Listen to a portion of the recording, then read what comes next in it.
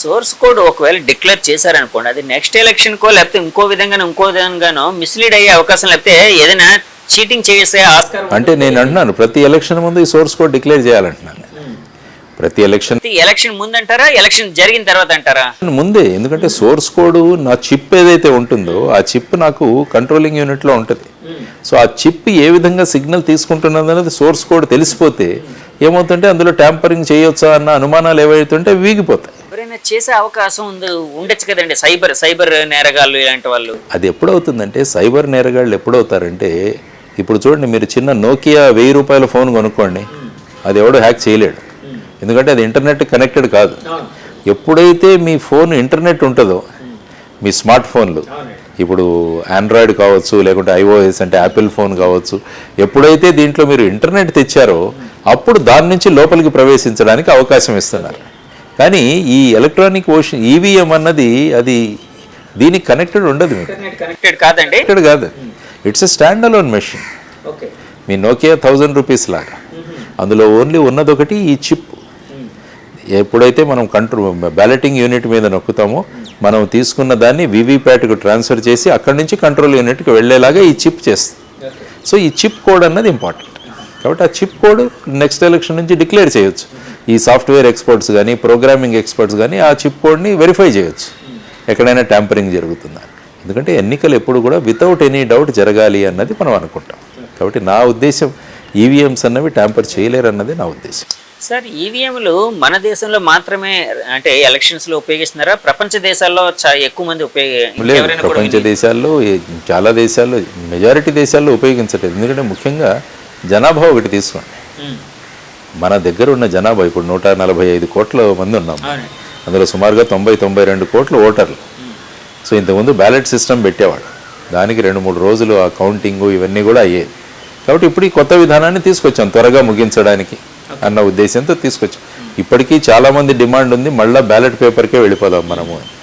Ballot పేపర్లో కూడా ఇప్పటిలాగా 30-35 మంది నిలబడుతుంటే వాటిలన్నిటి కూడా పెద్ద బ్యాలెట్ షీట్ న్యూస్ పేపర్ సైజులో అవుతుంది. వాటిలన్నింటినీ ఫోల్డ్ చేయడము, మళ్ళీ వేయడము, ఇవన్నీ కూడా చాలా పెద్ద కౌంటింగ్ ముందు వాటిని తీయాలి, చూడాలి, బండల్స్ చేయాలి, మిక్స్ చేయాలి. ఇవన్నీ కూడా ఎన్ని రోజులు పట్టేది మేము కొన్ని ఎన్నికలకు చూసాం. అందులో 3 రోజులు 4 రోజులు కౌంటింగ్ జరుగుతూనే ఉండేది. ఇప్పుడు ఏమైంది, ఎలక్షన్స్ మొదలవుతే సాయంత్రానికి మధ్యాహ్నానికి అంతా కూడా తెలిసిపోతున్నాయి రిజల్ట్స్. కానీ దీంట్లో ఏంటంటే ఎక్కడ అనుమానాలు లేకుండా తీసుకురావాల్సిన బాధ్యత అటు ప్రభుత్వానికి ఇటు ఎలక్షన్ కమిషన్ కూడా ఉంది.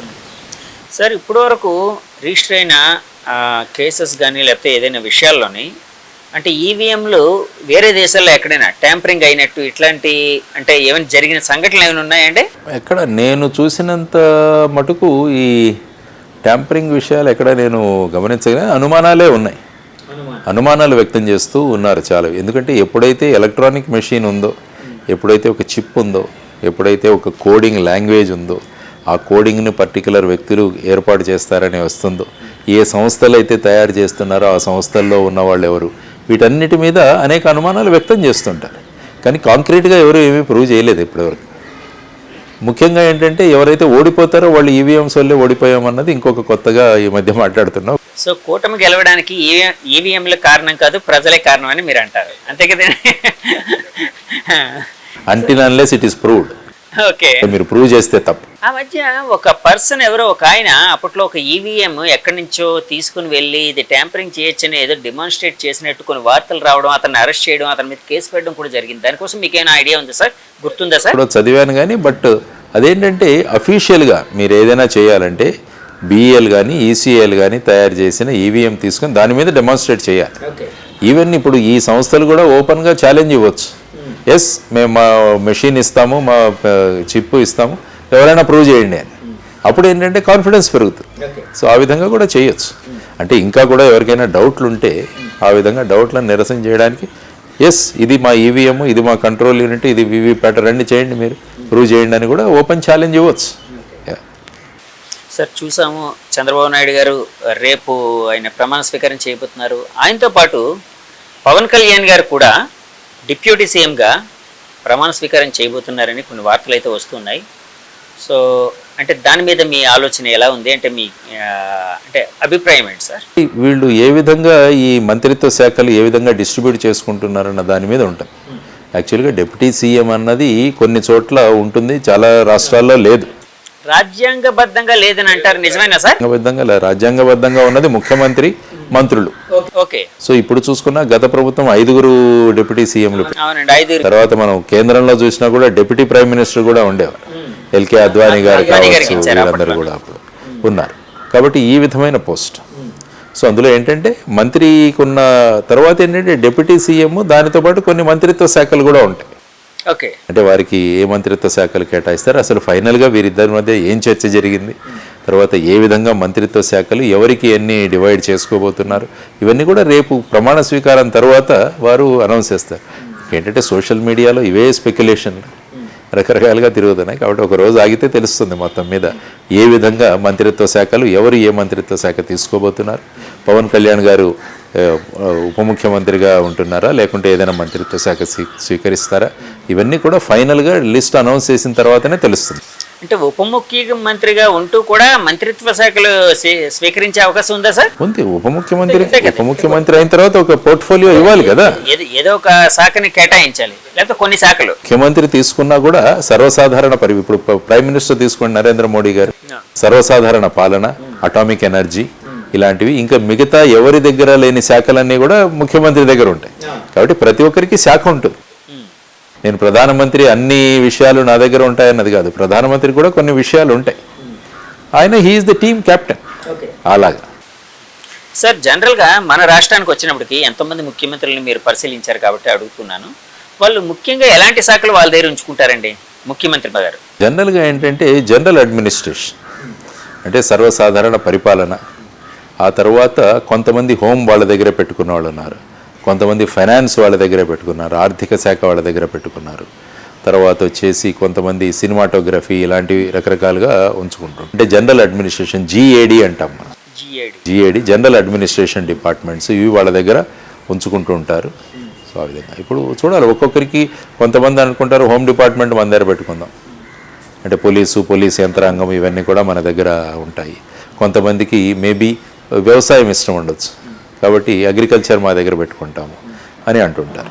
సో ఆ విధంగా ఇప్పుడు it depends on the CM ఏ విధమైన విషయాలు వాళ్ళ దగ్గర పెట్టుకుందామని అనుకుంటున్నారు, ఏ విధమైన విషయాలు మిగతా వాళ్ళకి ఇద్దామనుకుంటున్నారు దాని మీద ఆధారపడింది. బట్ సర్వసాధారణ పరిపాలన అన్నది జనరల్ అడ్మినిస్ట్రేషన్ అన్నది ముఖ్యమంత్రి దగ్గర జనరల్గా ఉంటుంది. ఆ తర్వాతే మిగతా శాఖలు కూడా ఎవరి దగ్గర లేని శాఖలు ఏవైనా ఉంటే అవి కూడా ఆ విషయాలన్నీ కూడా వీరు డిస్కస్ చేస్తారు. సార్, ఇందాక నేను ఒక వీడియో చూశాను, అంటే ఎన్డీఏ కూటమి తమ సభాధ్యక్షుడిగా తమ నాయకుడిగా చంద్రబాబు గారిని ఎన్నుకున్న ఇది యాక్చువల్గా ప్రతిపాదించింది పవన్ కళ్యాణ్ గారు.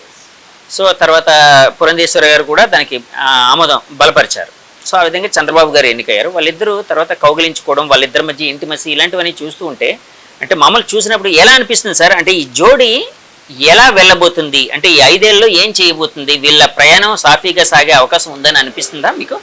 డెఫినెట్గా ఇద్దరు కూడా రాష్ట్రం పట్ల అభిప్రాయము, అభిమానం అన్నవాళ్ళు, రాష్ట్రాన్ని మంచి బాటలో తీసుకువెళ్ళాలి అన్న అభిప్రాయంతోనే వారు ఇద్దరు ఎన్నికల ముందే పొత్తు పెట్టుకోవడం జరిగింది. కొన్ని సమయాల్లో ఎన్నికల తర్వాత పొత్తు పెట్టుకుంటారు. అవునండి. కానీ ఇది ఎన్నికల ముందు నుంచి వచ్చిన పొత్తు కాబట్టి మొదటి నుంచే అవగాహనతో వెళుతున్నారు. కాబట్టి ఈ విధంగా కాకుండా రాష్ట్రాన్ని ఏ విధంగా ముందుకు తీసుకువెళ్ళాలి అన్నది, ఎందుకంటే ఆ పరిపాలన నుంచి ఈ పరిపాలనను అందరం కలిసి తీసుకొద్దామన్న నిర్ణయం తీసుకున్న వాళ్ళు ఖచ్చితంగా ఈ రాష్ట్రాన్ని ముందుకు తీసుకువెళుతున్నప్పుడు సామరస్యంతోనే, మంచి అభిప్రాయాలతోనే, మంచి చర్చలతోనే ముందుకు వెళుతుందని నేను అనుకుంటాను. అదే అనుకుందాం మనం, అదే జరగాలి కూడా. వాళ్ళిద్దరి మధ్య జోడీ ఆ ఇంటిమసీ కూడా, బాండింగ్ కూడా కరెక్ట్ గా ఉన్నట్టు ఉందండి. అంటే చాలా చోట్ల వినిపిస్తుంది. అంటే తగ్గాల్సిన చోట ఇద్దరు తగ్గడానికి సిద్ధపడుతున్నారు. సో హితవు చాలా ముఖ్యం. తర్వాత కేంద్రంలో కూడా ఒక మంచి అవకాశం ఉంది మనకి. మనం అక్కడి నుంచి మనకు సంబంధించిన అనేక విషయాలను తెచ్చుకోవడానికి ఇది కూడా మంచి అదను. తర్వాత ఇంతకు ముందుగానే పవన్ కళ్యాణ్ గారికి అక్కడ మోడీ గారితో కానీ అమిత్ షా గారితో కానీ ఉన్న సాన్నిహిత్యం ఇవన్నీ కూడా రాష్ట్ర హితకు ఉపయోగపడతాయి. కాబట్టి ఈ విధంగా వాళ్ళ బాడీ లాంగ్వేజ్ కానీ మీరు అన్నట్టు వాళ్ళ ఆలోచనలు, ఇద్దరు ఏదైనా విషయంలో కావాలంటే తగ్గే విధానం, ఇవన్నీ కూడా మనకు స్పష్టంగా కనిపిస్తున్నాయి. ఇదే రాష్ట్రానికి కావాల్సింది. సార్, ఇప్పుడు మోదీ గారు అమిత్ షా గారి విషయంకి వచ్చినప్పటికీ యాక్చువల్గా పవన్ కళ్యాణ్ గారికి ఎక్కువ ఇంటిమసీ వాళ్ళతో ఉందా, అంటే ఎక్కువ ఫ్రెండ్షిప్ వాళ్ళతో ఉందా, లేకపోతే చంద్రబాబు గారికి ఎక్కువ ఇంటిమసీ ఫ్రెండ్షిప్ ఉంది అంటే ఏమని భావించవచ్చు? ఎందుకంటే ఏంటంటే 2019 ఎన్నికలు అయిన తర్వాత పవన్ కళ్యాణ్ గారు అప్పటి నుంచి భారతీయ జనతా పార్టీతో సఖ్యతగా ఉన్నారు.